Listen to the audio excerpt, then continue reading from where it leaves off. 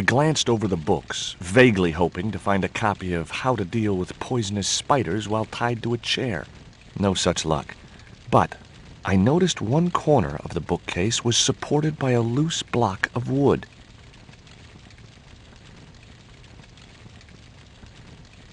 The block of wood had been used to replace the original foot of the bookcase.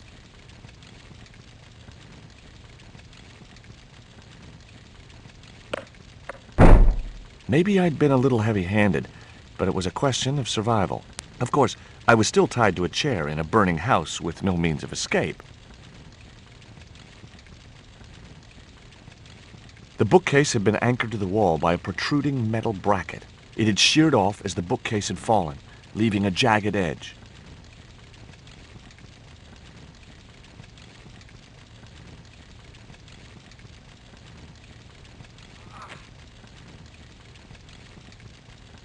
With one mighty bound, our hero was free. Now, I had to deal with that fire.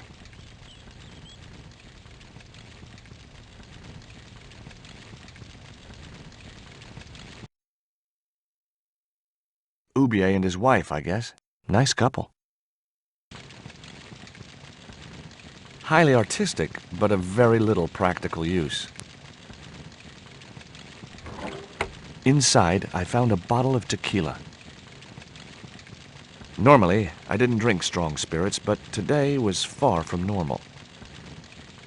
Ew. Disgusting.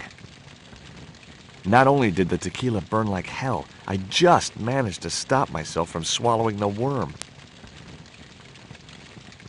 There was something short, fleshy, and gross on the carpet. It was the worm from the bottle of tequila.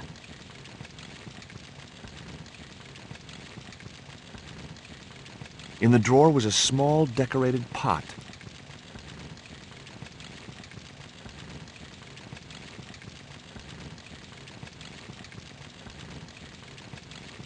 The pot contained a key.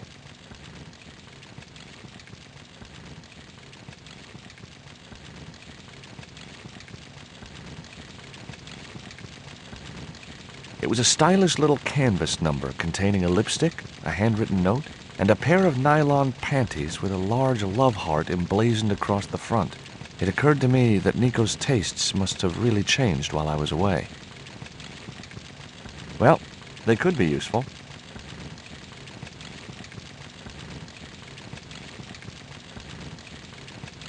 I guess I had no business reading the note, but I figured it might give me a clue to what Nico was involved in. It was from André Lobineau, the history student Nico had known at college.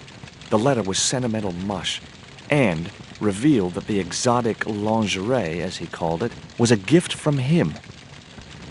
It gave his telephone number. Lobineau figured himself as a rival for Nico's affections, but I couldn't believe that that creep was in the running. I wasn't going to get through those sturdy bars.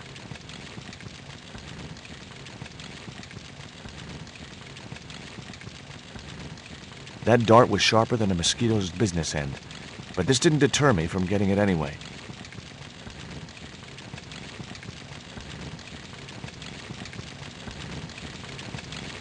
I wasn't going to touch the box after that spider had been inside it. I racked my brains to think of a way to improvise a fire extinguisher. If only I'd stopped for a coffee at the airport.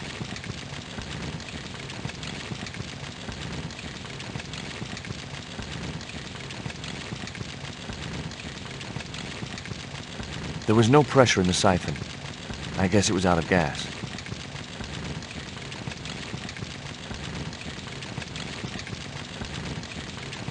The cabinet was locked.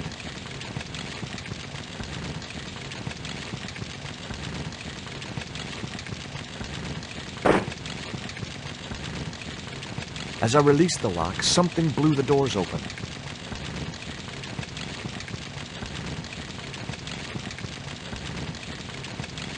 That cylinder was hot. I couldn't pick it up with my bare hands.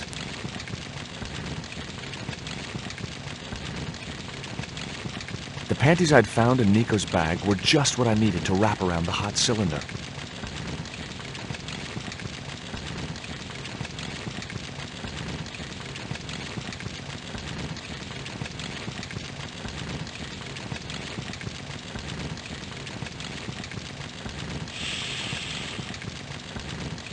The cylinder gave out a faint hiss as the valve opened. What? Now I had one primed up and ready to use extinguisher.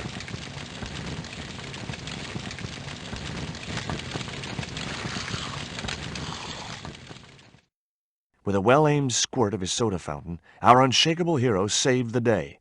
Now it was time to start looking for Nico.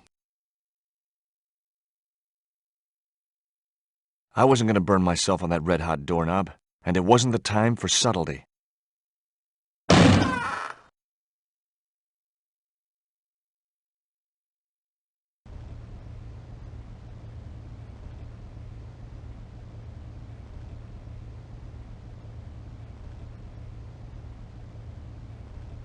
I'd found a piece of newspaper folded in two. It referred to a forthcoming eclipse of the sun. Unfortunately, it wouldn't be visible from Europe. The best place to view the eclipse would be Mexico. Much as I disliked him, Lobino might be my only hope of finding Nico.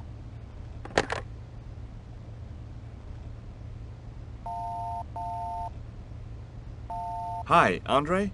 Who is this? It's George Stobart, Nico's boyfriend. Don't you mean ex-boyfriend? Look, I didn't call you just to pick a fight. I need to talk to you about Nico. Can't you accept she's just not interested in you? Listen, Andre, we need to talk. Nico's life depends on it. Okay. You remember the cafe at Montfaucon? Sure. Andre? You'd better show, you creep.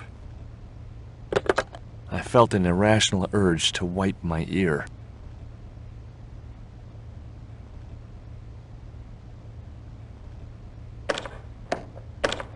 The door was locked. I didn't fancy my chances of kicking this door down.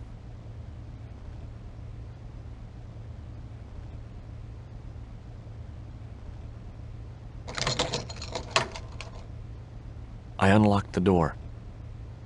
I wasn't looking forward to meeting Lobino again, but he was my only link with Nico.